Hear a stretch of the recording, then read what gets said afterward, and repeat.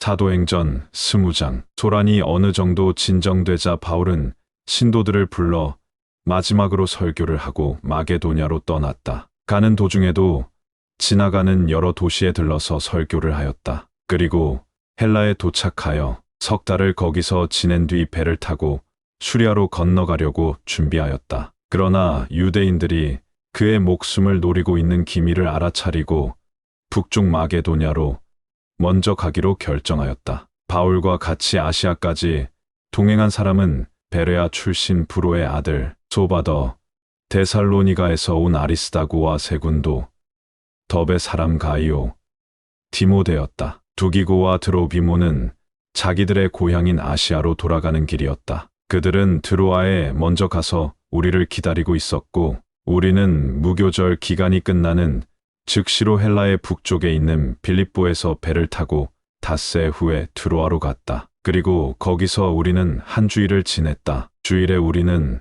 성만찬을 나누려고 한자리에 모였다. 우리는 그 다음날 떠날 예정이었으므로 바울은 밤중까지 설교를 계속하였다. 우리가 모인 3층 방에는 등불을 많이 켜두었다. 그런데 바울의 설교가 오래 계속되자 창문에 걸터앉아 있던 유두고라는 청년이 깊이 잠이 들어 그만 3층에서 떨어졌다. 사람들이 달려가 일으켰으나 그는 이미 죽어 있었다. 바울이 내려가서 그 청년을 팔에 안고 걱정하지 마시오. 이 사람은 살아있소 하고 말하였다. 과연 그는 살아났다. 사람들은 두려움 반 기쁨 반으로 어쩔 줄을 몰랐다. 그 청년이 살아나 사람들은 적지 않이 위로를 받았다. 그들은 모두 다시 3층 방으로 올라가서 주님의 만찬을 나누며 바울의 긴 설교를 들었다. 일행은 새벽이 되어 길을 떠났다. 바울은 우리에게 먼저 배편으로 가라고 이른 후에 자신은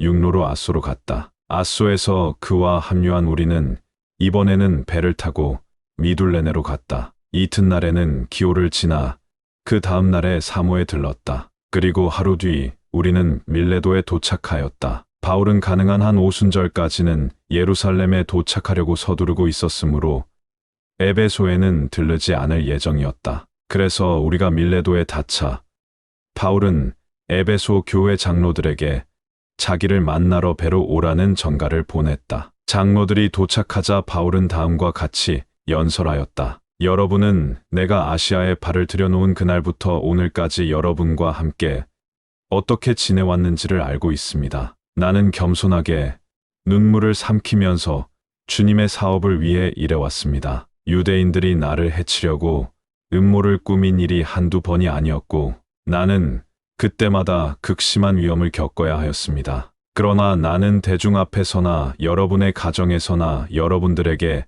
진리를 말하는 일을 조금도 꺼리지 않았습니다. 나는 유대인에게나 이방인에게나 똑같이 죄에서 떠나 우리 주님 예수 그리스도를 믿고 하나님께로 돌아와야 한다는 한 가지 사실만을 강조하였습니다. 이제 나는 거역할 수 없는 성령의 강한 힘에 이끌려 예루살렘으로 갑니다. 거기서 무슨 일이 나를 기다리고 있는지는 잘 모릅니다. 다만 한 가지 내가 아는 것은 내가 가는 도시마다 투옥과 고난이 기다리고 있다는 것을 성령께서 알려주신다는 사실입니다. 그러나 주 예수께서 내게 맡기신 이 일, 하나님의 전능하신 자비와 사랑의 복음을 다른 사람에게 전하는 이 일을 다할 수만 있다면 나는 목숨이 조금도 아깝지 않습니다. 나는 여러분들을 찾아다니면서 하나님 나라를 가르쳐 왔습니다. 그러나 이제 여러분이 다시는 내 얼굴을 보지 못하게 될 것입니다. 그러므로 나는